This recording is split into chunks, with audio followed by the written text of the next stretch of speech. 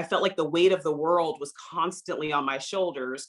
And while COVID has still, of course, given us a lot of a burden to carry, somehow a little bit of that weight has lifted with the optimism that there are people in charge who want to do right by me.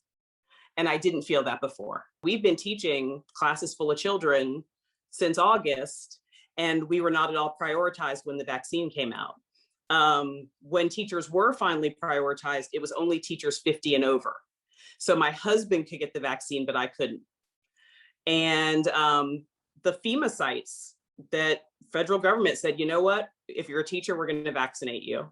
And so when that information came out, when our union sent an email out saying the local FEMA site said they'll vaccinate all school employees regardless of age, it was like we had won the lottery. Teachers were like, we were running into the hall saying, did you see we could get the vaccine?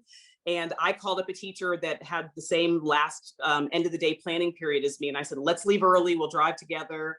And we got there and it was just floods of teachers. By the time we got there, luckily a little early because we left school a little early. By the time we were leaving, it was just teachers pouring out of cars, just rushing to get the vaccine. And that would not have happened if it wasn't for the federal government at the time, because the state of Florida, if we were under 50, we weren't getting vaccinated until who knew when. And it was scary teaching. Every single day, we were getting phone calls telling us that a child in our classroom had COVID. The assistant basketball coach at our school died this year from COVID. And so it was something that was a constant presence in our classroom, and not getting the protection from that, we definitely resented it and we were fearful. And so we're very appreciative that the federal government stepped up and said, you know what, if the state's not going to do it, we're going to do it. And we felt very taken care of at that point. We're just hoping to stay safe. We're hoping to get as many people vaccinated as possible. We want our kids back in school, we do, but we wanted to do it safely. I don't want to teach online. I want to be able to walk around a classroom and look over a kid's shoulder.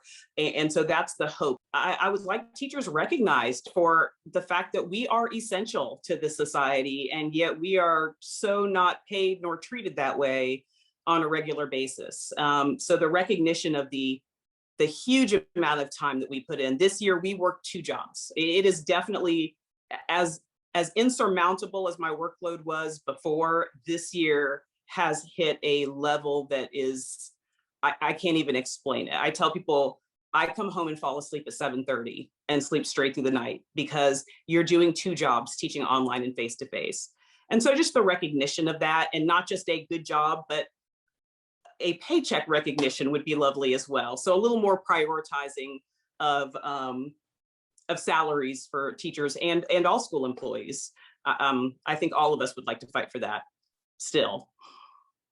Having Jill as First Lady makes me feel a little more comfortable though.